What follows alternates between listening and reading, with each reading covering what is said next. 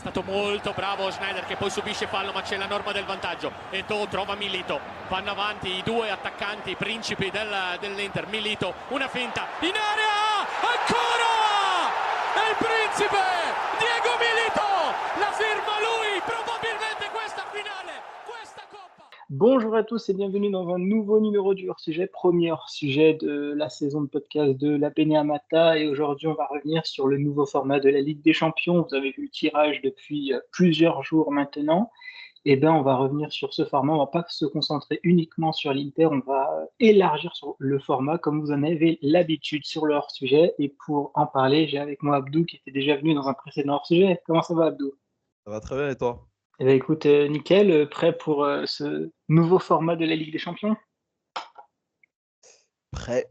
Un peu d'appréhension, mais on est prêt. On verra ce que ça donne. Souvent, les premières, c'est pas que la découverte, mais c'est beaucoup de questions. Donc, forcément, on va attendre énormément de réponses. Il faudra voir ce que ça va donner sur la suite, mais ouais, on sera très attentif sur cette première léchouille du nouveau format de la Ligue des Champions. Et juste avant de commencer, pour préciser aux auditeurs de ne pas oublier de vous abonner sur la chaîne YouTube et sur la chaîne Spotify de la Beneamata. Et vu que du coup j'ai eu aussi quelques retours justement par rapport à ça, déjà je remercie plutôt l'After de m'avoir invité du coup sur le podcast After Italy avec Yoann Crochet et Loïc Moreau. Donc un plaisir d'avoir parlé de Ticus par rapport à ça. Et merci aussi du coup pour les retours de vous en tant qu'abonné. Écoutez, ça fait plaisir et on espère évidemment squatter le plateau de l'After prochainement. On va aller s'y incruster. Alors, on te le souhaite. Hein. Ah, ils vont peut-être pas aimer cette phrase-là, mais j'irai quand même squatter. J'irai squatter chez vous, comme dirait l'autre. Eh bien, écoute, Abdou, nous, on va commencer. On va commencer un peu avec un petit peu de retour dans le passé, l'ancien format de la Ligue des Champions avec nos traditionnelles poules depuis 1993, du coup, cet ancien format qui a existé, donc qui a eu ces belles années. Qu'est-ce que tu en as pensé, toi, Abdou, du coup, de connaître un peu la fin de cette phase de poule? Bon, peut-être qu'elle reviendra encore dans le futur, ça, on verra bien, mais une phase de poule qui désormais n'est plus. Bah, c'est beaucoup de souvenirs qui partent parce que mine de rien, même si ce n'est que la phase de poule, on a eu des résultats surprenants dans cette phase de poule-là. C'est pour moi le format qui convenait le mieux avec des champions parce que il était ouvert à plusieurs équipes. Alors après, difficile de parler d'équité ou d'égalité dans le football, tant depuis l'arrêt Bosman, le football a changé à jamais et c'est difficile pour des formations plus modestes de faire des véritables parcours, si on a eu quelques exemples là récents. Ouais, c'est un petit passement au cœur quand même, parce que c'est une formule à laquelle on était habitué avec cette première phase qui s'arrête mi-décembre. Tu avais une petite ambiance qui se dégageait de ça. C'est cette partie où voilà, tu approches des fêtes de fin d'année, c'est bientôt les vacances, ton bulletin est arrivé, il y a les derniers matchs de Ligue des Champions, la J6 de poule, il y a le tirage au sort derrière pour savoir les huitièmes. Tu as cette attente interminable avant février aussi. Alors là, forcément, il y aura des matchs en plus, notamment sur fin janvier. Et après, il y aura une phase de barrage qu'on peut assimiler à des 16e de finale de façon très grossière. Mais ouais, j'aimais bien quand même le rythme de cette Ligue des Champions parce que même si c'était un petit peu plus long, à l'arrivée, une fois qu'on revenait dedans, bah, on retrouvait très vite l'adrénaline de la Ligue des Champions. On se disait, bah, on en redemande encore et je ne sais pas ce que va donner cette nouvelle formule, mais je sais que pour celle qu'on a connue, en tout cas moi c'est celle que j'ai connue depuis que je suis né, ouais, j'étais habitué à ce truc-là. Tu avais un démarrage lent, ça ne t'empêchait pas d'avoir des très grosses affiches aussi, mais en même temps, voilà, tu pouvais aussi te mettre bien, avoir de jolies émotions, avoir des gros matchs aussi qui te viennent en tête. Voilà, je pense à un Dortmund-Leria Varsovia, un 8-4.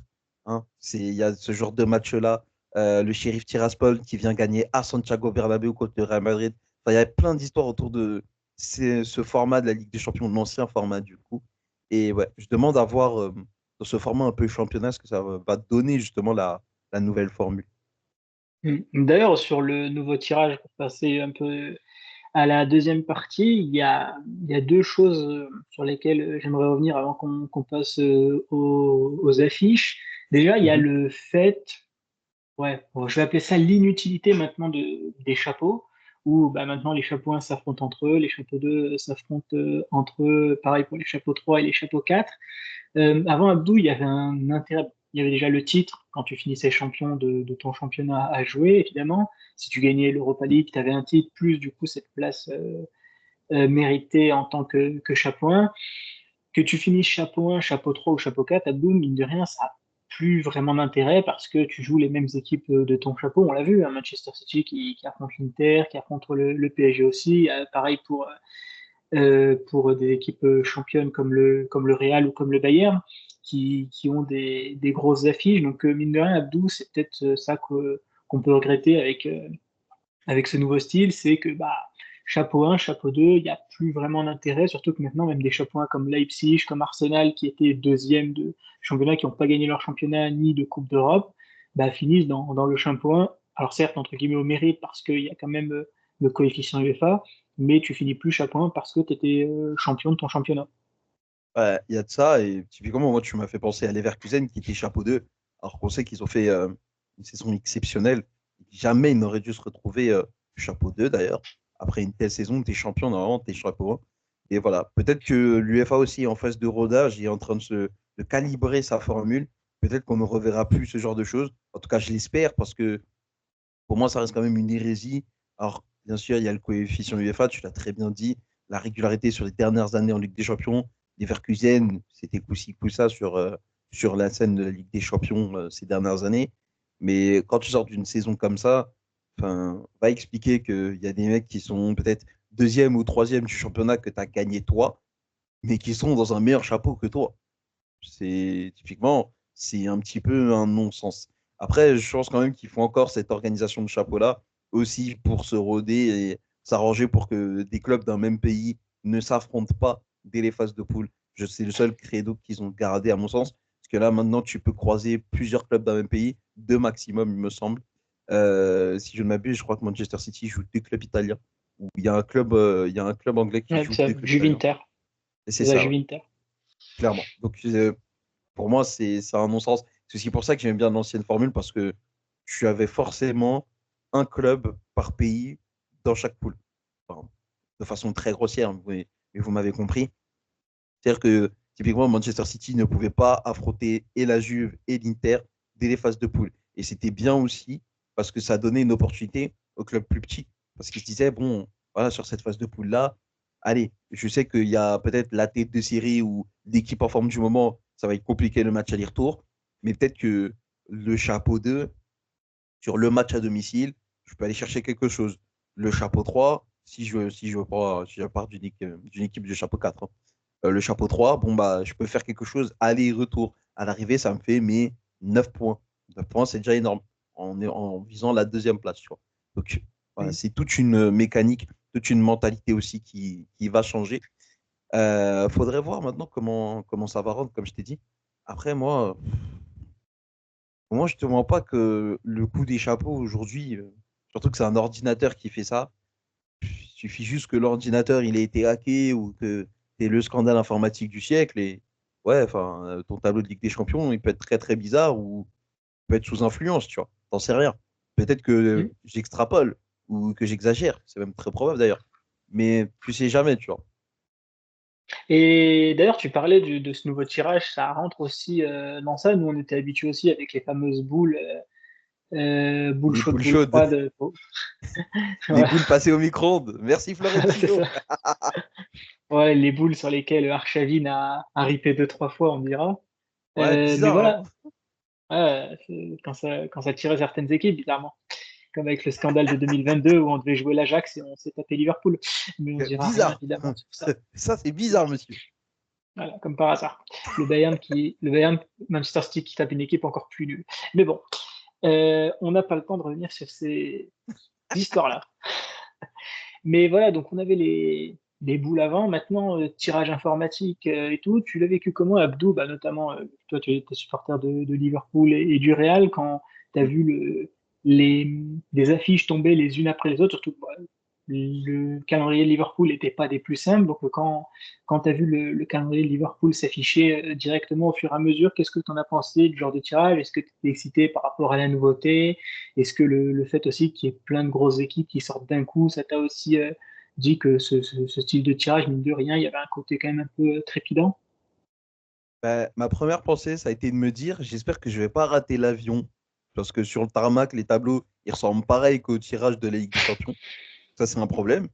Et ouais, après, comme je t'ai dit, le tirage, pour moi, il est incompréhensible. Déjà, tu fais des chapeaux de 9 équipes. Parce qu'à partir de là, c'est presque à n'y rien comprendre. C'est très déroutant. C'est pour ça aussi que je veux peut-être laisser l'opportunité au produit de s'exprimer, à voir ce que ça va donner sur la saison qui arrive, la saison prochaine et la saison d'après. Donc vraiment les 3 premières éditions comme ça pour voir comment ça rend, pour voir si ça vaut le coup de vraiment s'exciter pour une phase de poule revisiter. Mais après, ouais, tu regardes Liverpool, ils affrontent peut-être Leipzig, ils affrontent non, Leipzig ou ouais, c'est Leipzig, il me semble. Leverkusen, le Real Madrid. Ils affrontent qui d'autre encore? Milan, L'AC Milan Lille. aussi, le PSV. Bon, c'est quand même très costaud, tu vois. Et ça dépend du tirage que tu as eu. Est-ce que c'est vraiment du hasard? Non, c'est un algorithme en fin de compte. Mais qu'est-ce qui va permettre de favoriser l'algorithme finalement? Est-ce que c'est ton quotient UEFA? Est-ce que c'est tes performances en général? Est-ce que c'est le statut de l'équipe que tu représentes? Ça, on n'en sait rien, mais dans tous les cas, il y a quelque chose encore, à mon sens, pas obscur, mais qu'il faudrait quand même un peu éclaircir. Parce que ça me semble encore beaucoup trop opaque, à mon sens. Et aussi, la dernière nouveauté avant de passer aux affiches, Abdou, bah, c'est notamment cette fameuse du coup, ligue déjà. C'est plus Mm. une phase de groupe. Et c'est une ligue à seulement 8 journées. Donc, à peu près 5 fois moins qu'une ligue traditionnelle comme la Serie A, la Première Ligue et tout, qui ont 38 journées. Et là, on va jouer 8 journées. Jamais une équipe pareille, une à domicile, une à l'extérieur, mais différente. T'en penses quoi aussi de ce nouveau format-là? Là, c'est vrai qu'il y a des équipes, on peut penser notamment un peu à la reine des championnats ces dernières années, qui est Manchester City, qui peut aussi notamment préférer ce genre de format aussi et qui peut avoir son coup à jouer malgré un calendrier aussi chargé pour eux. T'en penses quoi aussi de ce nouveau système où, mine de rien, bah, t'affrontes jamais 2 fois la même équipe, contrairement en phase de groupe, et avec un petit peu plus de matchs? Bah, moi, sur cet aspect-là, je suis pas super fan. Parce que c'est aussi ça que j'aimais bien dans l'ancien format, c'est que tu avais la possibilité de jouer des grosses équipes, mais tu avais surtout la possibilité de te déplacer chez eux et de les recevoir. Et aujourd'hui, regarde, typiquement, je vais prendre un exemple. Tu as un PSG Manchester City en one shot au Parc des Princes, tu vois. Mais si tu es supporter Citizen, tu te dis, j'aurais quand même voulu recevoir le PSG pour qu'on leur montre aussi que, voilà, chez nous, on est des patrons et voilà, si tu nous as battu à l'aller 2-0, on peut te mettre ton 3-1 ou ton 2-1 au retour aussi, parce qu'on est Manchester City, tu vois. Donc ça, moi, c'est un aspect qui va me manquer aussi. Encore une fois, voilà, moi, je pense par exemple à Brest, qui, bon, eux, c'est vraiment l'histoire la plus rocambolesque qui soit, mais tu reçois le Real Madrid et tu vas aller au Camp Nou. Bon, après, tu vois, ça aurait été sympa aussi pour Brest d'aller à Santiago Bernabéu et inversement aussi de recevoir le FC Barcelone. Voilà, c'est peut-être que je suis un peu tatillon, peut-être que voilà, je m'attarde sur des détails, mais voilà, moi j'aimais bien quand même cet aspect de aller-retour, le fait d'aller chez le voisin et de le recevoir aussi, de créer des histoires, parce que il y a énormément de belles histoires en Champions League qui sont parties d'un aller-retour qui a été très serré, qui s'est joué à un seul but. Là, comme ça, je pense à Liverpool-Naples de 2019 en phase de poule. À l'aller, Liverpool perd 1-0 à la J3 à la J3. Non, à la J2, pardon. Et à la J6, il retrouve Naples. Et il faut soit qu'il gagne par 2 buts d'écart, soit qu'il gagne 1-0 pile poil. Et il gagne 1-0 comme ça avec Salah qui réussit à dribbler Koulibaly. Voilà, c'est plein d'histoires comme ça où ça se joue à pas grand-chose, mais est-ce que Liverpool aurait réussi à se qualifier s'ils avaient dû affronter quelqu'un d'autre dans les mêmes conditions? Est-ce que Naples aurait réussi à se qualifier? Est-ce que Naples aurait pu se qualifier s'il n'avait pas eu à se déplacer à Anfield, tu vois? C'est plein de petites questions que tu peux te poser comme ça, tu vois, par rapport au nouveau format. On va rentrer en détail dedans après. Mais voilà, je me dis quand même que, voilà, puis même tu regardes, parce que pour rester sur cet exemple-là, de cette poule-là, le PSG, le PSG, il perd 3-2 en Anfield. Derrière, il gagne 2-1 face à Liverpool.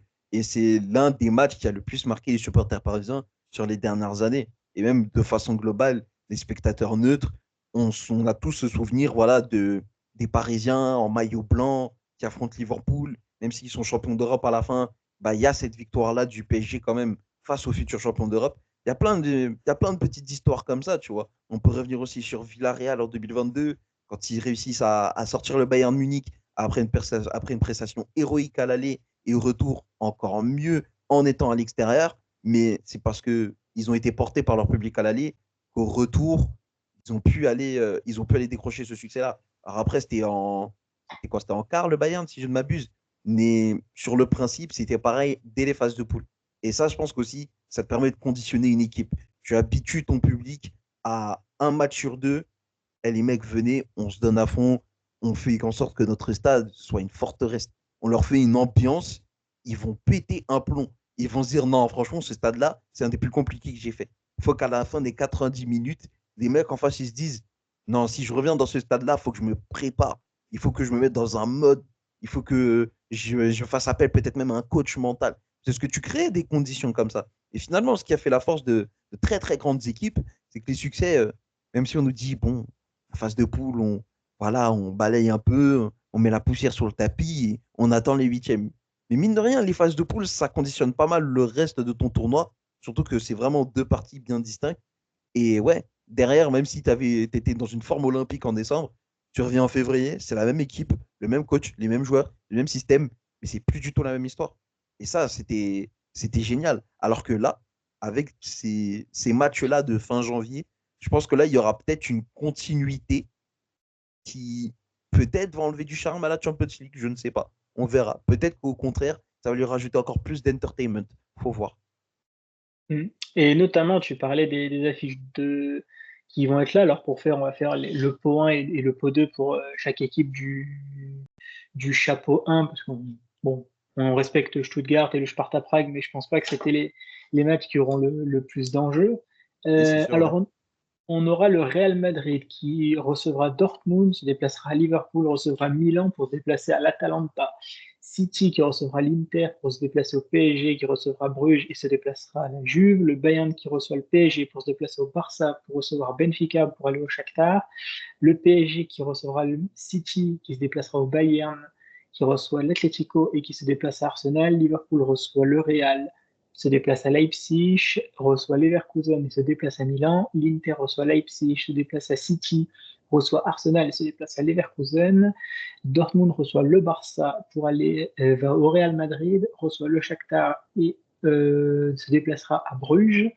Leipzig reçoit Liverpool, se déplace à l'Inter, reçoit la Juve et se déplace à l'Atlético. Et le Barça reçoit le Bayern, se déplace à Dortmund, reçoit l'Atalanta et se déplace au Benfica. Bon, sur les chapeaux 2, il y en a qui ont été un peu plus favorisés que d'autres. Abdou, Dortmund, Shakhtar, Bruges, Barça, Atalanta, Benfica, Bayern, Benfica, Shakhtar. Bon, il y a quand même des équipes qui sont plus favorisées. Et Je puis, s'en tire bien, ouais.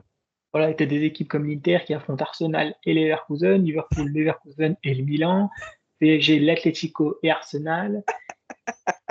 Et le Real, oui, allez, le Real, quand même, Milan-Atalanta, parce que des fois, ça peut être un déplacement compliqué, des fois, d'aller jouer au Gewiss Stadium selon la période où tu y vas. Donc, bon, après, c'est un peu l'algorithme du calendrier Abdou qui fait que, bon, bah voilà, s'il y a des équipes qui ont des gros, vu qu'il n'y a pas des gros, il n'y a pas que des gros, bah, du coup, il y a des équipes qui auront des équipes plus abordables. Euh, sur justement un peu ces affiches-là, déjà, toi, lesquelles un peu te hype le plus, lesquelles tu as envie de voir, et pour toi aussi, lesquelles seront les plus déterminantes, parce que bon, là, j'ai pas pu, on va en parler un peu après du calendrier, mais il y a notamment Manchester City, Inter qui va jouer au début, et au fur et à mesure de la compétition, voilà, par exemple, il y aura le Real Liverpool, Paris-Bayern, Paris-City, Bayern-Barça, voilà, quelles affiches avec un S t'intéressent le plus?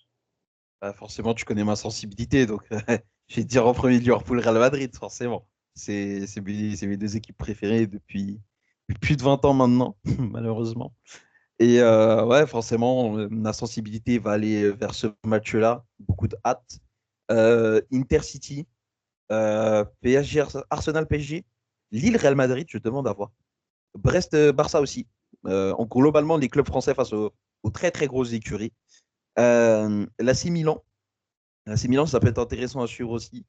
Je sais que voilà, on est sur un média interiste, faut le dire tout bas. Je sais que ça vous fait plaisir que l'Inter soit dans le mal, il est vrai. Et peut-être moi aussi d'ailleurs un petit peu. Mais oui, forcément, au vu de l'état de forme de l'AC Milan, Fonseca qui démarre pas au mieux son mandat à l'AC Milan, qui est attendu face à Venezia et au Real Madrid, ou Liverpool, pardon.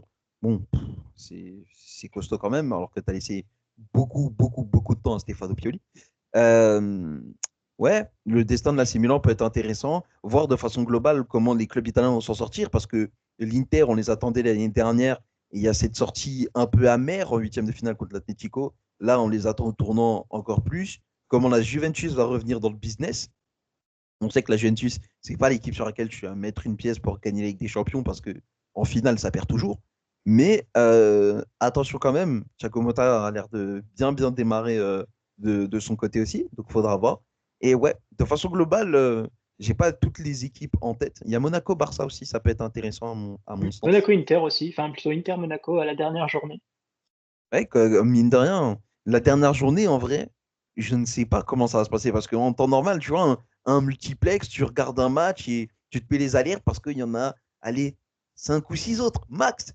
Mais là, quand tu as 18 18 en même matchs en temps. même temps, c'est ton téléphone, tu le mets en mode vibreur, tu le mets en silencieux, tu fais un seul match, après tu te dis, tant pis, j'attends demain, j'aurai tous les résumés. Comment tu fais? C'est une vraie question que je te pose. Comment tu fais? La dernière journée, là? Ah ouais, elle va être cardio, hein. Elle va être cardio, mon vieux, hein. Je sais pas ce que t'en penses, mais.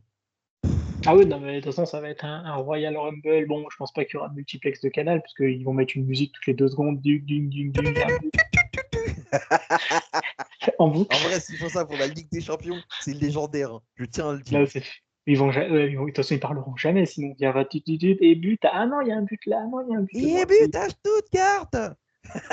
eh bien non, but Young Boys de Bayern. Ouais. Non, en vrai, ça peut. Par contre, s'ils font ça, je te le dis, hein, de temps en temps, ça peut être génial. Je demande à voir, franchement. Ah, mais faut voir un peu comment ils vont organiser ça, Canal. Mais de toute façon, il y aura, je pense, les 18 canaux de diffusion. Pour continuer un peu sur ce calendrier, on va pas Mhm. faire toutes les journées une par une, mais mine de rien, la première journée, Abdou, elle est quand même assez sport, en relevant les affiches principales. Milan-Liverpool mardi, Ouais. mercredi City-Inter, et jeudi, parce que ça sera la seule journée qui se jouera le jeudi, AS Monaco-Barça, Atalanta-Arsenal, Atlético Madrid-Leipzig, et si on veut un peu forcer, Feyenoord-Bayer Leverkusen. Ah, Qu'est-ce que tu en penses un peu de ça? Feyenoord-Leverkusen, ça peut être, Ouais. ça peut être mignon comme affiche, hein. Et pour aller un peu sur les autres, il y a un Juve PSG par exemple, un PSG Rijon et un Real Madrid Gérone, de Gérone, pas Rijon. Rijon, c'est un Giro- autre club. ah oui, Girona. Girona Ouais. plutôt. Girona, Euh, exactement. Girona. Ah voilà, on sent le spécialiste Ah, Vic. tu me chèves. Et un Real Madrid Stuttgart. Et Stuttgart, tu peux pas me reprendre, j'ai fait LV2 allemand. Euh, Je comptais pas le faire, t'inquiète pas.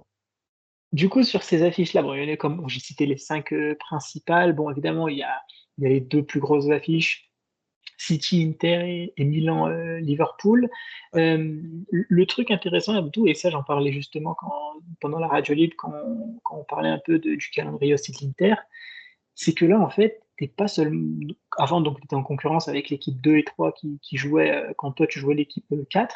Bah, en fait, là, le problème, c'est que tu es en concurrence contre tout le monde. C'est-à-dire que si Liverpool se fait contre le Milan dès le début des mardis soirs, ils vont voir beaucoup de concurrents leur passer devant. Et concurrents, entre guillemets, sérieux. Pas, imaginons si n'importe quoi Benfica bat l'Étoile de Belgrade, ils ont plus de points que Liverpool s'ils font match contre Milan, mais évidemment, c'est pas un concurrent, entre guillemets, sérieux sur le long terme. Est-ce que Abdou, ça peut pas être, entre guillemets, un peu démoralisant pour les grosses équipes ou si ton premier et ton deuxième match, tu commences à mal les gérer, bah, tes concurrents, parce qu'ils sont nombreux, tous tes concurrents peuvent prendre des points et déjà te laisser une distance. Ouais, le truc, c'est que tu as 8 matchs à jouer. Donc en vrai, même si tu te rates sur les deux premiers, il en reste 6. 6 fois 3, 18. 18 points. Pour moi, 18 points, t'es top 8, hein. Je Oui, pense que oui. pour moi, la limite, le minimum pour être quasi assuré, voire mettre assuré d'être top 8, c'est 16 points. Donc disons, ouais, pratiquement, en fait, il faut pratiquement que tu fasses le même run qu'un Manchester City en phase de poule qui va chercher son 5 victoires, un nul, ou qui fait son 6 victoires en 6 matchs dans l'ancien format. Concrètement, c'est ça. Donc, c'est aussi un avantage pour certains clubs parce que tu as entre guillemets cette safety line où tu peux drop un, aller peut-être deux matchs, mais après, il faut que tu sois concentré, il faut que tu sois sérieux. Sinon, si tu en drops un peu plus, bon, bah là, après, c'est ton dos, tu vois. Après, c'est pas une fin en soi d'être entre la 9e et la 16e place. Après, c'est relou parce que ça te rajoute deux matchs en plus, mais c'est pas une fin en soi. On a déjà vu des équipes être barragiste et arriver en demi-finale de la Ligue des Champions. Donc à l'arrivée, je me dis, bon, si tu passes par un petit barrage, voilà, c'est deux matchs en plus dans ton calendrier. Peut-être que ça va te pousser à sacrifier ta coupe nationale, j'en sais rien. Ça dépend aussi de quel championnat tu viens, de quel est ton niveau de concurrence sur la scène nationale, de qui sont tes concurrents. Est-ce que tu es engagé dans une course au titre, dans une course au top 4, dans une course à l'Europe de façon générale, dans une course au maintien même, parce qu'on ne sait jamais avec certaines formations. Donc, c'est pas les mêmes conditions.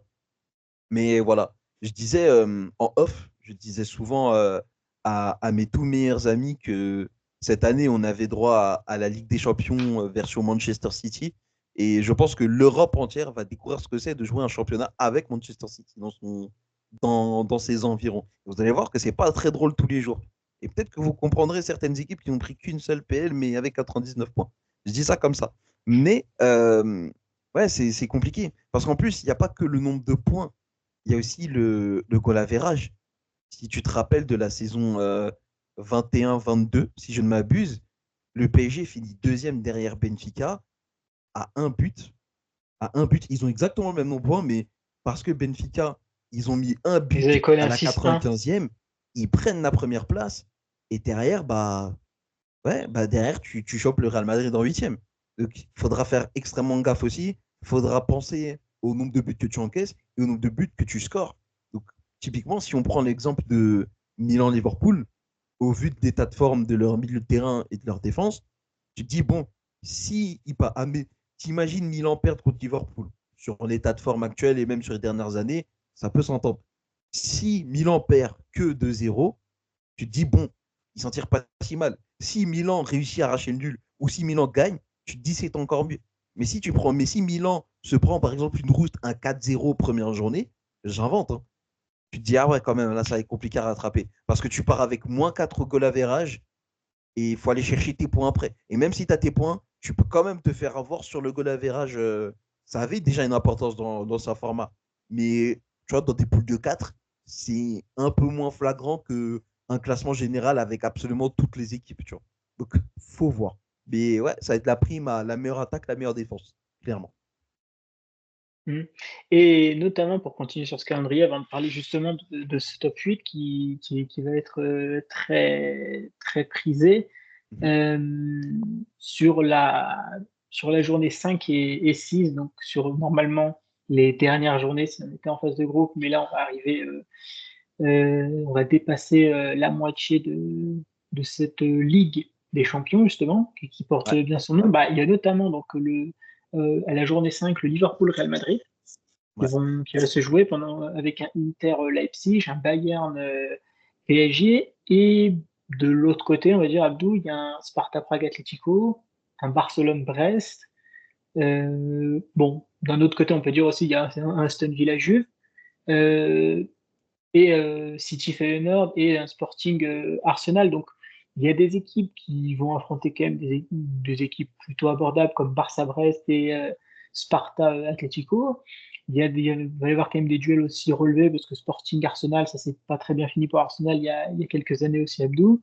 Ouais. City Feyenoord, voilà, City à domicile, généralement ça fait le boulot. Et puis il y a du Bah, coup c'est le, tarif, hein. c'est C'est ça, vraiment ça tarif. c'est 4-0, triplé d'Haaland à la 30e. Ah, mais c'est vraiment. Bon, après, il faut voir, mais ouais, City à domicile pour arracher une victoire sur ce terrain-là, il faut se lever de bonheur, hein. Parce que je sais pas si Oui. je te rends compte, mais juste Manchester City, leurs 2 dernières défaites à domicile en Ligue des Champions, c'est le 2-1 de Lyon et c'est le 2-1 de Liverpool en 2017-2018 en quart de finale. Donc ça Ah commence à oui, remonter à très très longtemps. La dernière fois qu'ils ont perdu à domicile en C1 quand même. oui, c'est une forteresse, l'Etihad sur ça et voilà, donc en fait, on a le Bayern PSG et le Liverpool Real Madrid un peu dans ces eaux-là. On peut, si on veut pinailler un peu, mettre le Aston Villa Juve un peu dans cette catégorie-là pour aller chercher le top 8. Sur cette partie, Abdou, cinquième journée, bon, là, on se projette énormément, mais là, on a dépassé la moitié de cette Ligue des Champions. Par rapport au calendrier dont on a parlé tout à l'heure, à peu près, si on fait un peu notre calcul de points, de combien de points ces équipes auront à ce parcours de la compétition, est-ce que ces deux matchs-là, notamment Bayern, PSG et Liverpool-Real, on est sur un tournant pour commencer déjà à assurer les places pour le top 8 ou alors ça va continuer, les deux équipes, enfin les quatre équipes plutôt vont continuer leur chemin et ce sera juste entre guillemets un match de plus dans le calendrier. Hmm. En fait, je suis partagé. Parce que d'un côté, je me dis que c'est forcément un tournant. Par exemple, t'es Liverpool, tu réussis à battre le Real Madrid à domicile. Surtout quand on se rappelle du dernier match qui a eu lieu à Anfield, la victoire 5-2 du Real Madrid face aux hommes de Jürgen Klopp à l'époque encore. Ouais, tu te dis c'est quand même un petit tournant parce que tu prends un ascendant psychologique sur la suite et sur les 3 derniers matchs, tu fais comprendre que voilà, le business est bien lancé. Et en même temps, je me dis aussi que comme il y a 8 journées, peut-être que certaines équipes vont prendre un peu plus de temps à démarrer leur campagne européenne. Peut-être que certaines équipes seront un peu plus en diesel en se disant, OK les gars, on va cibler les matchs où peut-être qu'on va faire tourner. Voilà, si par exemple, sans manquer de respect, mais peut-être que si tu affrontes Lille ou Sturm Graz, bah, tu te dis, bon, sur À ces Liverpool, matchs-là, je non. vais envoyer une équipe à prime. Liverpool, c'est match 3. Leipzig, Liverpool. J'ai vu ça Liverpool, Bayer Leverkusen et juste après, tu affrontes le Real Madrid. Donc, à part peut-être faire Ouais. tourner en première ligue, la rotation, vu le type d'équipe que tu affrontes, je pense pas que c'est conseillé. Et puis, vu ta profondeur de banc et les blessés que tu as récupérés sur cette trêve, bon, ça risque d'être un petit peu compliqué pour eux. Mais non, en fait, je pense qu'il y aura vraiment 2 écoles. Une école où tu te dis à la J5, on ne sait pas comment ils vont s'en sortir, ces mecs-là. C'est mal engagé. Peut-être qu'ils ne seront même pas top 16. Blablabli, blablabla. Il reste 3 matchs. Ils vont faire 9 sur 9. On va les retrouver sereinement à l'accrocher à la 12e place ou à la 7e place parce qu'ils ont réussi à avoir le ticket pile qu'il faut, mais pas trop non plus pour pas éveiller les soupçons. On va se dire, oh, comment ils ont fait? Pourtant, la J5, c'était la galère pour eux. Donc, on a déjà vu des équipes comme ça en Ligue des Champions. Récemment, le Real Madrid, ça a été le cas, surtout durant le second mandat de Zinedine Zidane, où parfois à la J4, tu étais en position dernier de poule, voire Europa League, et puis à la fin de la J6, bah, tu es premier de ta poule. Tu vois. Donc, il faut voir quelle équipe va démarrer sa campagne européenne, comment ils vont aborder les choses. Et après, ça dépend aussi de comment tu es en championnat. Parce que typiquement, tu parles de Liverpool, mais Liverpool, juste après qu'ils aient affronté le Real Madrid, le week-end qui suit, ils affrontent Manchester City. Donc, il faut voir comment tu vas aborder cette semaine-là en particulier. Il faut voir de l'autre côté aussi, Arsenal, juste avant leur Ligue des Champions. Oui, bah oui, du coup, juste avant leur match de Ligue des Champions, là, ce week-end, ils vont affronter Tottenham. Après ça, ils affrontent Manchester City. Donc là aussi, tu vois, c'est tout un process. Et là où peut-être tu peux avoir, pas un vainqueur inédit, c'est se projeter super loin, mais peut-être plus de surprises dès cette phase-là, c'est si par exemple tu es un Paris Saint-Germain qui, voilà, sur les matchs, sur les confrontations directes contre les gros, et à domicile, ils arrivent à faire le job. Et voilà, en Ligue 1, ils dominent la Ligue 1 de toute façon. Donc peut-être Marseille cette année va faire quelque chose. Et encore, pour l'instant, j'attends de voir avant de me projeter. Mais ouais, tu vois, si tu viens d'une ligue où la concurrence en championnat est assez déséquilibrée, ça peut vite tourner à ton avantage en fait. Parce que tu vas rentrer plus vite dans ta compétition, parce qu'il y aura beaucoup plus de matchs. Et tu vas tout de suite te conditionner à mettre plus de force en Ligue des Champions, tout en essayant de gérer le championnat. Donc en vrai, ça va travailler entre guillemets l'endurance sportive de certains clubs qui voudront tout gagner en fait à leur échelle. Donc on verra bien. Mais je pense qu'il y aura vraiment 2 écoles et il ne faudra pas t'étonner si, voilà, par exemple, l'Inter à la J5, bon, à la J5, ils sont peut-être ouais, 12e, 13e. Et puis voilà, à la fin de la J8, bah, ils sont 5e ou ils sont 4e, quoi. Mmh. Et ben justement, il y a le fameux Graal du top 8 qu'on va aborder. Mhm, Hem, on va donner à Abdou chacun notre tour pour les éditeurs, un peu, nos 8 équipes, pas forcément dans l'ordre, mais nos 8 équipes qu'on voit se qualifier. Alors, je vais prendre un gros paquet, plus que 8 équipes notamment, et comme ça, justement, sur ces équipes-là, on va faire le tri. mhm. Et évidemment, si tu veux rajouter des équipes que j'ai oubliées, n'hésite pas. Donc, le Real Madrid champion en titre, je pense qu'on peut les mettre. Manchester City, le Bayern Munich, Paris, Liverpool, Inter, le Barça, le Bayern Leverkusen, la Juve, l'Atlético, Arsenal, j'en suis déjà à 11. Et on va mettre Dortmund. Comme ça, Dortmund à 12. Donc, j'ai pris 12 équipes. Il y en a 4 du coup qui ne rentreront pas dans ce top 8. Et dans Mhm. les équipes que j'ai potentiellement oubliées, Leipzig, si je veux un peu forcer, l'Atalanta, Benfica, ne sait-on jamais. Donc, comme ça, on va grossir à 15. Mais si on prend un peu les 12 équipes que j'ai citées aussi, Abdou, qui sont dans le chapeau 1, chapeau 2, quelles équipes tu vois intégrer ce top 8 à la fin de la ligue?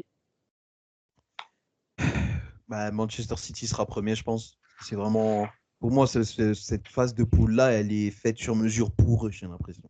Vraiment. Ouais, City premier même, le plus étonnant, ce serait qu'ils ne soient pas premier temps. Je les attends à cette place-là.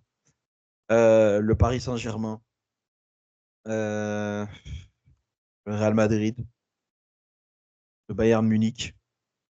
Là, je t'en ai cité 4. La Juventus, ça va faire 5. L'Inter, ça va faire 6. Liverpool, ça va faire 7. Et sur un format championnat, et au vu de l'adversité qu'ils ont, je dirais le FC Barcelone en huitième. Enfin, c'est pas un classement dans l'ordre. Il y a juste City que je mets premier d'office. Et les autres, ça peut être à n'importe quelle place. Ça ne me choquera pas. Peut-être Liverpool sera dans le top 4. Allez, soyons un peu folichons. J'aurais pu mettre Donc, pour Leverkusen, mais en fait, je donne ma préférence au Barça. Parce que finalement, ouais, ils affrontent le Bayern. Bon, ça, à mon avis, je pense que les 40 sont cuites. Mais après, c'est Dortmund. Je pense que c'est à leur portée, surtout vers le début de saison. L'Atalanta, le Benfica, donc ils ont une revanche à prendre. 2 fois, ils les ont envoyés en Europa, si je ne m'abuse.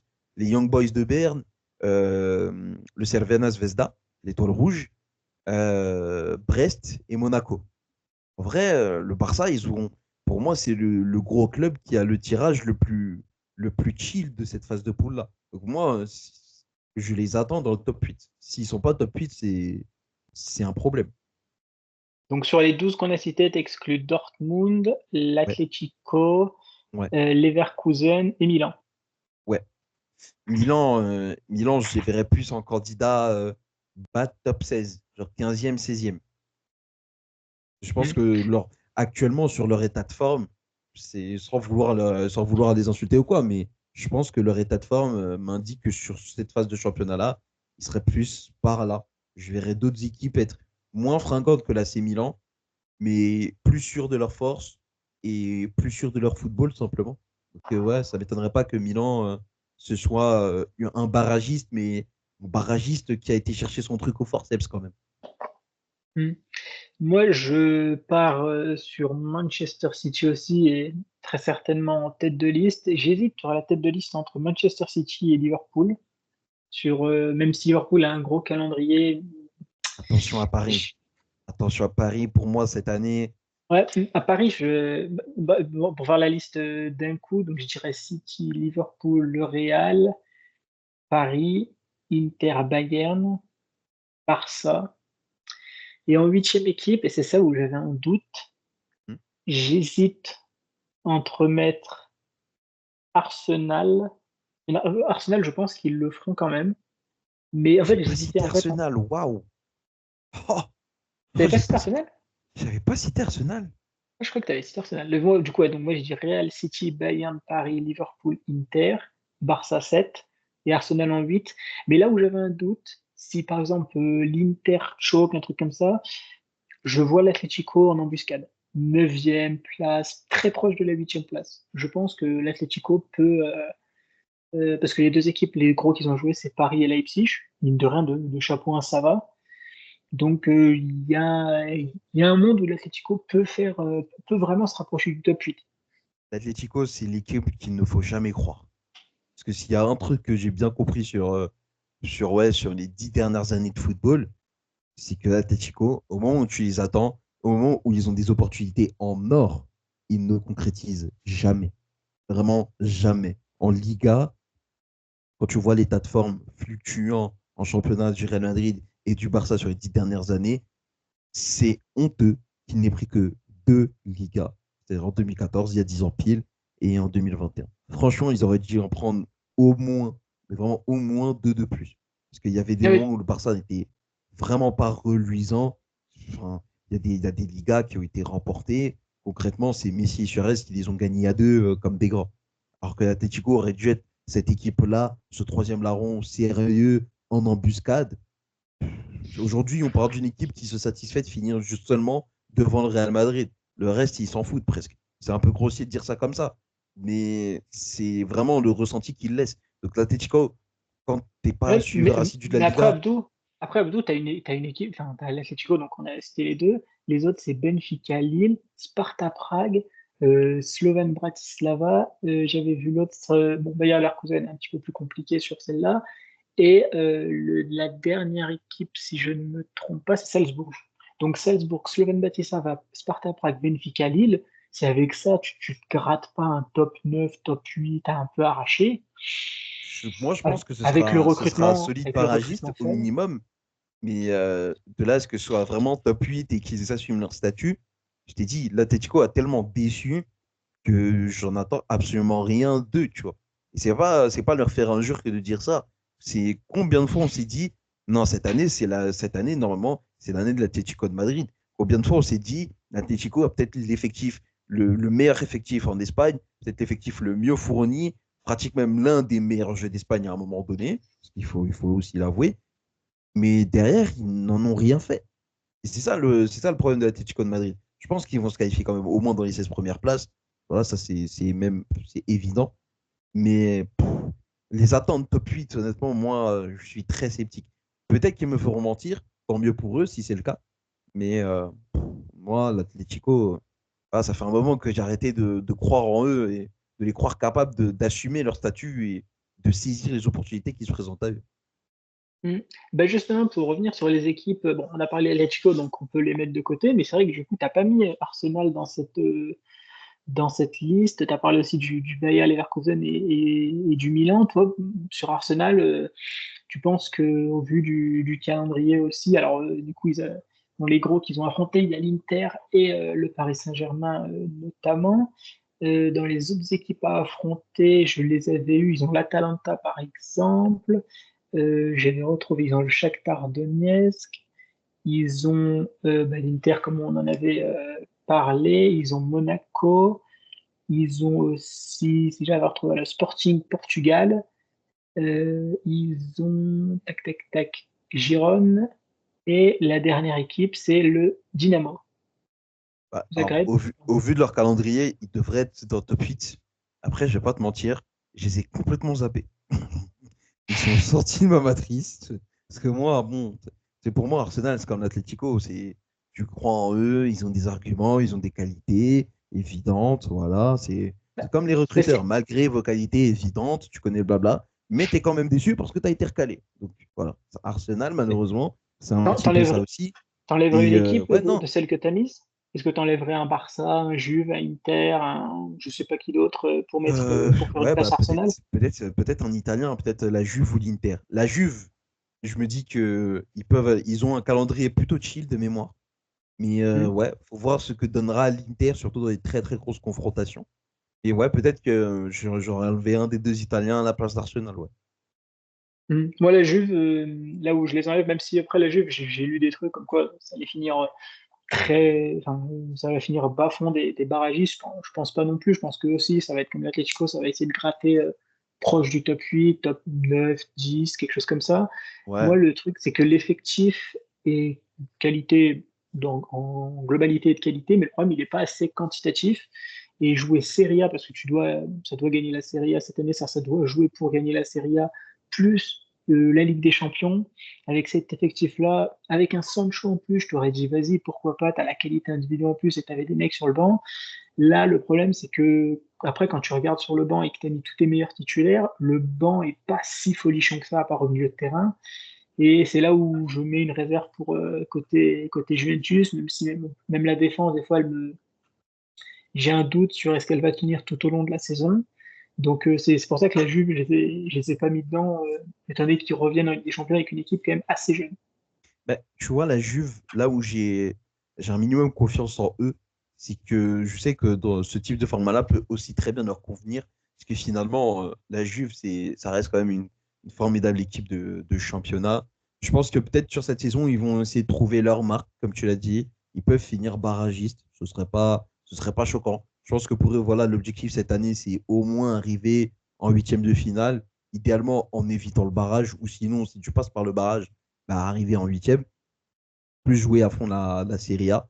Mais ouais, dans leur opération reconstruction, moi, de ce que je vois d'assez loin de cette Juve-là, je dis que ça va être une équipe qui va jouer sans complexe, qui va jouer en n'étant pas spécialement attendue, en fin de compte, parce que voilà, ils ont raté la Ligue des Champions la saison passée pour les raisons qu'on connaît. C'est une équipe qui s'est rajeunie, qui s'est renouvelée, qui a laissé partir notamment Federico Chiesa. Donc, tu te dis, t'es pas dans la position de te dire j'attends la Juventus à cette position-là. Moi, j'ai pensé à eux parce que je me suis dit, je pense quand même qu'ils ont quelques ressources pour créer la surprise.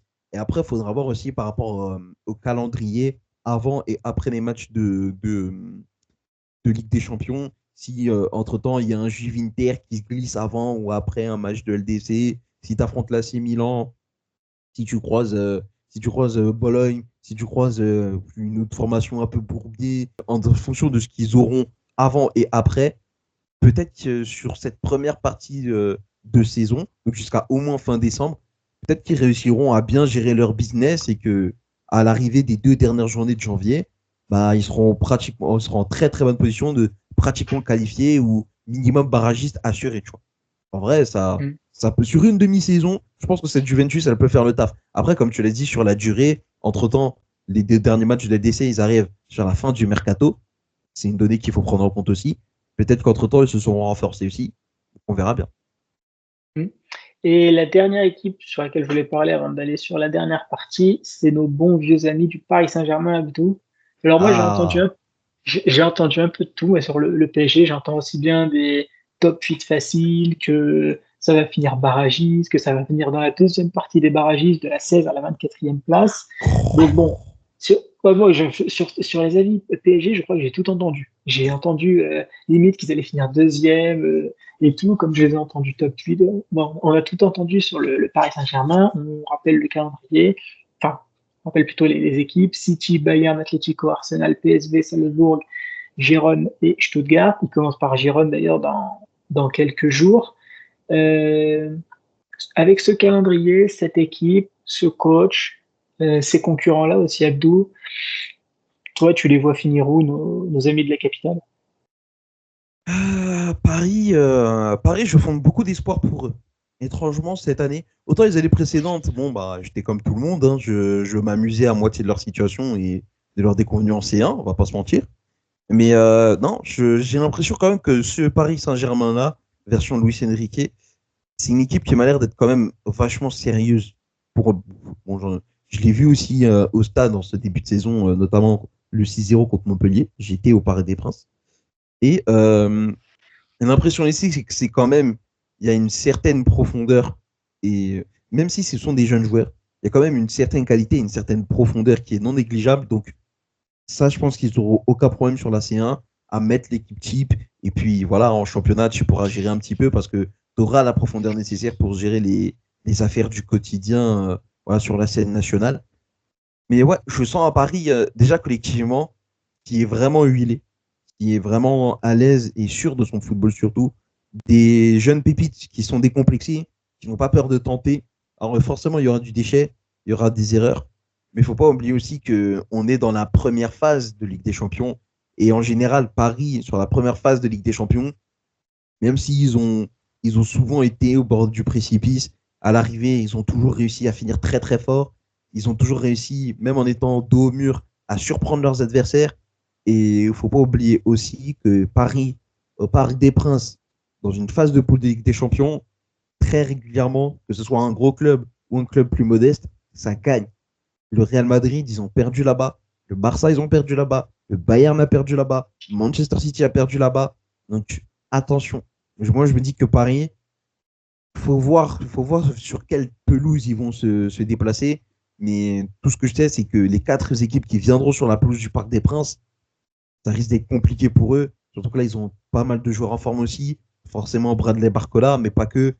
Bon, j'allais dire Désiré Doué, mais il s'est blessé là pendant la trêve.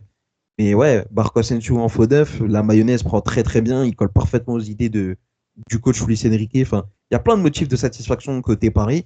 Il y a peut-être aussi 2-3 zones d'amélioration. Mais à l'arrivée, pour moi, Paris, ça reste quand même une équipe relativement complète. Et même s'ils ont déjà des petits bobos à droite, à gauche, je me dis quand même que cette équipe-là, ils ont quand même une belle profondeur. Et si en plus ils récupèrent leurs blessés, bah là, ça peut vraiment sortir le roussi pour leurs adversaires.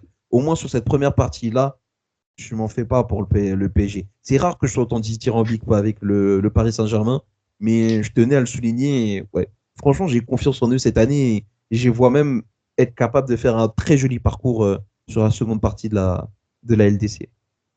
Donc toi, tu les vois quand même passer sans trop de difficultés dans la deuxième phase directement, top 8. Ouais, je les vois top 8. Pour moi, quatrième, cinquième, ce ne serait pas déconnant venant de leur part, honnêtement. Même peut-être un peu plus haut, qui sait. Soyons fous. Mais ouais, quatrième, cinquième, ça me semble être la place du PSG au global. Ok, bon, de toute façon, on va vérifier ça assez rapidement. Comme on a dit, premier match contre Gérone et Ouais, deuxième match pour le PSG, ça va être les affaires directes puisque ça se déplace à Arsenal. ça va être compliqué pour eux. Mais je pense qu'ils peuvent faire quelque chose là. Donc ouais, la difficulté commence tout de suite. Bah, Abdou, on va terminer avec le format de la Ligue des Champions en général, Mhm. avec ce nouveau format de Ligue. 2 matchs en plus. Celui qui se rate, il a les barrages et qui va affronter quand même 2 équipes plutôt casse-gueule aussi. Donc se rajouter 2 matchs en plus et avec évidemment les classiques huitième, quart, demi jusqu'à la finale. Est-ce que le premier champion en 2025 de cette nouvelle édition de Ligue des Champions, tu le vois peut-être comme plus méritant et plus légitime? Pas spécialement, hein. Pas spécialement. Moi, ce que je vais regarder, ça sera les circonstances et comment tu as gagné. Pas tant sur l'approche technico-tactique. Est-ce que voilà, tu as essayé de pratiquer le tiki-taka ou tu as essayé de poser l'aérogare en entier devant tes cages. C'est pas ce que je vais regarder, c'est voilà, est-ce que ton parcours n'est pas entaché de certaines polémiques, de certaines décisions, etc. Je sais qu'il y en a qui vont dire culotté, t'es pour le Real Madrid, mais vous inquiétez pas, on est ensemble quand même, les gars. Mais ouais, c'est plutôt ça que je vais regarder. Pour moi, à partir du moment où tu réussis à atteindre le toit de l'Europe, c'est forcément légitime. Parce que on peut m'expliquer que voilà, il y a eu plusieurs concours de circonstances, et on en a vu, hein. Mais à l'arrivée, voilà, tu arrives à battre presque tout le monde, tu arrives à passer obstacle après obstacle. Au bout d'un moment, la légitimité, elle n'est plus à prouver. Encore, tu passes en quart, en huitième, tu n'aurais jamais dû passer. Il y a eu un penalty bizarre accordé à domicile. Bon, d'accord. Mais tu passes les huitièmes, tu passes les quarts, tu passes les demi, tu vas en finale, tu gagnes. Ah, ça veut dire beaucoup. Plus du coup, la phase de poule où c'est un Royal Rumble, tu t'es tapé 8 matchs au lieu de 6. Quand même, déjà, c'est plus de matchs pour arriver en finale de Ligue des Champions. Si en plus, entre-temps, tu as été barragiste par quelconque miracle, bah là, c'est limite si tu as, j'allais dire une demi-saison en exagérant, mais c'est pratiquement une demi-saison, un demi-championnat que tu joues en fait pour aller au bout de cette édition de Ligue des Champions. Non, je pense pas qu'il sera plus légitime ou moins légitime. Il sera légitime dans tous les cas, en fait. Mm. Et pour finir aussi par rapport à ça, il y a l'aspect aussi individualité, pour terminer ce podcast là-dessus, où Mhm. 13 matchs dans les éditions précédentes, potentiellement 17 matchs, même si bon, normalement, les joueurs de ces équipes-là, normalement, ne devraient pas jouer 17, mais plus 15 matchs. Euh, Il y a aussi du coup des records de Ligue des Champions à bout qui vont être un petit peu plus faciles à battre, avec évidemment plus de matchs. Ouais. Euh, T'en penses quoi aussi? Parce que j'avais vu un peu ça rapidement passer sur les réseaux où bah, les futurs, les joueurs, enfin les joueurs déjà actuels et puis les joueurs qui arriveront dans les prochaines années auront des référentiels, des stats en Ligue des Champions un petit peu plus, pas gonflés parce qu'ils auront marqué des buts. Hein. Il faut quand même que le ballon il rentre dans la cage, mais des stats voilà, un petit peu plus gonflés par rapport aux joueurs des années précédentes qui, eux, auront joué moins de matchs.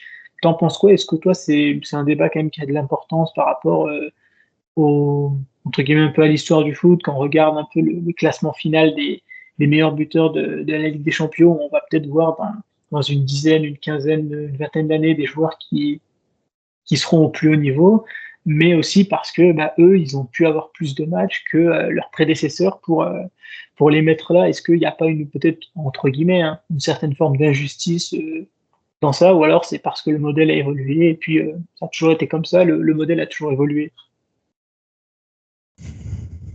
Honnêtement, je sais pas.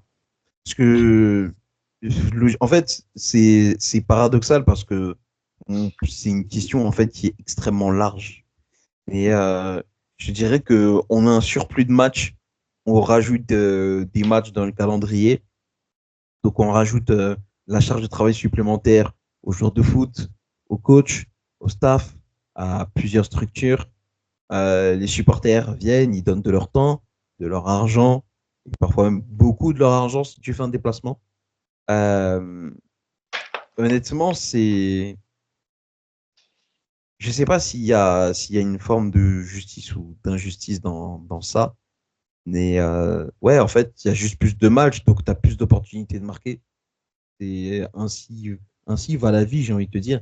Mais après, voilà, il y aura toujours des puristes pour ramener au format. Par exemple, voilà, si Haaland il met 15 buts en 15 matchs, on dira oui, mais si on ramène à l'ancien format en 13 matchs, il aurait marqué que 9 buts. Il y aura toujours des puristes comme ça. Après, moi, je suis pas très regardant sur les stats. Forcément, buteur, meilleur passeur, je vais regarder.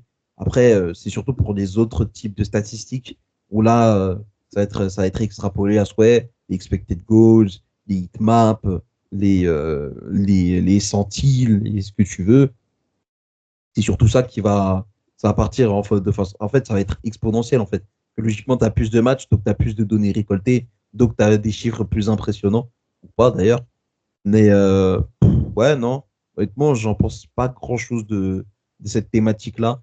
Je pense simplement que il y a quand même un clin d'œil évident, c'est d'avoir donné le titre de meilleur buteur à Cristiano Ronaldo parce que ils sentent que voilà, le vent est en train de tourner avec le nouveau format. Voilà, si bon, c'est une logique que moi c'est une logique que moi j'ai depuis plusieurs années, mais voilà, depuis qu'il a pété et qu'il a explosé, moi je suis persuadé que Erling Haaland est destiné à dépasser Cristiano Ronaldo au nombre de buts en Ligue des Champions. Alors après, est-ce que ça va se faire? Je ne sais pas, mais je suis persuadé que c'est parmi tous les joueurs, c'est le seul qui peut aller le chercher. Et il en a mis, si je ne m'abuse, 141, je crois. Il faudrait vérifier. Ou il a disputé 141 matchs, il a mis 135 pions. Je sais plus, je me perds dans les chiffres. De toute façon, avec lui et avec l'autre Golgoth aussi, c'est facile de se perdre. Mais voilà, je pense quand même que avec ce trophée-là symbolique, il y a aussi la volonté de dire on va passer à autre chose. Ce ne sera pas la même échelle de mesure. Ce ne sera pas les mêmes rapports de force non plus. Et on n'oublie pas ce que tu as fait. Et c'est important de marquer le coup. Après, je ne sais pas toi ce que tu en penses, parce que voilà, t'es suiveur, certes, t'es supporter de l'Inter, mais t'es suiveur de football en général aussi. Toi, est-ce que de ton côté, tu te dis, bon, ce format de Ligue des Champions, il m'inspire la hype, est-ce qu'il m'inspire, je sais pas moi, il m'inspire de la crainte? Est-ce que par rapport à l'Inter, ça peut faciliter l'Inter vers une quatrième étoile? Mettons-nous à rêver. Est-ce que peut-être l'Inter, au contraire, ça va être plus compliqué pour eux de rêver d'une quatrième étoile? T'en penses quoi, toi? Moi, sur le format là que j'ai évoqué sur l'individuel, bon, c'est le seul mot que je pense qu'il peut correspondre, même s'il est un peu abusé, mais ouais, je trouve que c'est donner la chance, comme j'ai dit, le modèle évolue et il évoluera encore, mais c'est donner plus de chances de rentrer dans des listes d'histoire et des joueurs qui auront évidemment plus de matchs. Comme j'ai dit, il faudra évidemment marquer les buts et faire rentrer tout ça. Maintenant, sur le format en général, j'ai eu une hype évidemment quand j'ai vu un peu le tirage au sort tomber au fur et à mesure malgré les gros matchs qu'on a eus. Mais je suis un peu comme toi, je suis un peu en wait and see, j'attends de voir un peu ce que ça va donner ce premier format, enfin le premier format, les 6 premiers mois, hein, parce qu'après c'est les huitièmes, quart, demi, et ça on a l'habitude, mais les 6 premiers mois jusqu'à janvier, pousser jusqu'en janvier la Ligue des Champions, moi je suis pas un fan. Je trouve que voilà les 2 matchs en plus, ça rajoute pas tellement d'une vraie utilité. Moi là où j'ai un vrai problème, moi c'est l'aspect des chapeaux qui du coup sur cette édition ne servent à rien. J'espère que ça sera corrigé dans le futur parce que bon, bah, quand t'es chapeau 1, moi si je finis chapeau 1 et que je gagne mon championnat, j'aimerais quand même éviter Manchester City et le Real Madrid dans mes tirages. Et si je suis Leverkusen, je me sens quand même un peu lésé parce que je finis gagner mon championnat et en plus je finis chapeau 2 et en plus je me tape des grosses équipes que normalement je me serais pas tapé si j'étais chapeau 1 et que ça marchait. Donc wait and see. Mais moi sur l'aspect individuel, ça me pose un peu souci quand même dans le sens où c'est des opportunités qui n'avaient pas été données à leurs prédécesseurs, mais comme on pourrait me dire que pour la Ligue des Champions, la nouvelle Ligue des Champions 93, les prédécesseurs, eux, ils avaient aussi moins de matchs encore que la phase de groupe. Et donc, en fait, voilà, il y aura de plus en plus de matchs, donc bah, il y aura de plus en plus de possibilités de monter à des places, des hautes places. Et il faudra juger il faudra juger sur la qualité des matchs, sur la qualité des parcours en Ligue des Champions, pas que sur le nombre de stats qui a été fait, mais je pense qu'on est un peu tous dans la même attente et de se dire wait and see. Attendons les 6 premiers mois et la fin du mois de janvier pour voir ce que ça donne. Ouais, en fait, c'est sur ça, c'est surtout les 2 matchs de janvier du 29 et du 29. Déjà, c'est à une semaine d'intervalle, c'est rare, parce que normalement, c'est 2 semaines d'intervalle. La dernière fois qu'on a fait une semaine d'intervalle, c'était en c'était à partir de la saison 2020-2021. Les 6 premiers matchs de LDC, c'était répartis pas sur 6 semaines du coup, sur 12 semaines. Ouais, donc 3 gros mois. On avait un petit peu rushé ça. Et voilà, ces matchs-là, alors que tu seras en période de mercato, en général, il n'y a pas beaucoup de mouvements en hiver, mais on n'est pas à l'abri de très très gros transferts. On l'a vu, notamment un certain club bleu de Londres qui aime bien casser la tirelire comme il faut en période de mercato. Tu ne sais pas ce qui peut arriver, tu ne sais pas quel club peut faire l'investissement qui peut changer la saison, ou à l'inverse, quel club peut être approché par un concurrent direct en plein cœur de l'hiver. Parce que bon j'invente. Mais voilà, si demain City se réveille, ils se disent tiens, voilà, ce milieu de la Juve là, il me plaît bien, je vais poser 60 millions. Je pose 60 millions, et puis en fait, c'est la pièce essentielle de ton milieu de terrain. Tu fais comment après pour le remplacer? En sachant qu'après, tu as 2 matchs de LDC en une semaine. Donc il faut s'accrocher aussi. Donc honnêtement, je sais pas. Moi, je suis un peu perplexe sur le timing de ces 2 derniers matchs-là. Je me demande encore l'utilité de ces 2 derniers matchs-là. Et qu'il aurait mieux pas valu rester sur ce format. C'est la question qui me trotte. Comme je t'ai dit, quand il y a un nouveau format, c'est beaucoup de questions. J'attends d'avoir les réponses. Et voilà. Moi, pour l'instant, je reste quand même un défenseur de l'ancien format parce que de toute façon, j'ai connu que ça. Et c'est énormément de bons souvenirs aussi dès les phases de poule. Mais voilà, je pense quand même que à l'arrivée, l'essentiel, c'est d'arriver à bon port et de dire bon, on est en 8e, je suis parmi les 16 dernières équipes encore en lice. On verra ce que ça donne et si on peut aller prendre la couronne, prenons-la. Hein. De toute façon, l'objectif, c'est Munich cette année. C'est à Munich la finale, non? Ouais, c'est ça. Ah, t'inquiète pas, on retrouvera une de nos 2 équipes. T'inquiète pas. Oui. On retrouvera évidemment le Real Madrid pour sa 76e Ligue des Champions. Non, pas cette année, je pense. Ah oui, c'est l'année prochaine. C'est l'année prochaine, la 76e. Là, c'est la 75e. Non, parce qu'en fait, l'année prochaine, en fait, c'est chez Ferencváros. Ce sera Budapest la finale. Donc voilà, là, pour le coup, il faut que le Real y soit. Mais à Munich, bon, ça y est, on peut laisser croquer les autres, tu vois. Et quand je dis faire croquer les autres, c'est faire croquer Liverpool. Donc, moi, je te dis, Liverpool cette année à Munich, voilà. Je dis pas que ça gagne, mais on aimerait bien quand même. Ouais. Par le chauve néerlandais. Oui, d'ailleurs, c'est le coach du siècle, je tiens à le dire. Voilà, je le dis. Pour l'instant. Ouais. Parce qu'après, si ça vire, on va dire, ouais, mais c'est parce que tu avais dit en 2024, c'est le début. On s'enflamme un peu, mais vas-y, on va lui laisser le temps. On va voir comment il bosse. Mais sur les débuts, c'est très, très prometteur. Je demande justement à voir en Champions League, ce que ça peut te donner aussi face à un Leverkusen, face à un Real Madrid. D'ailleurs, tu reçois les deux à Anfield. Ça, c'est une très bonne chose. Donc, il faut voir. Mais ouais, ce Liverpool-là, attention quand même. Moi, je pense que Liverpool, cette année-là, ça peut sentir très, très bon pour eux. On verra.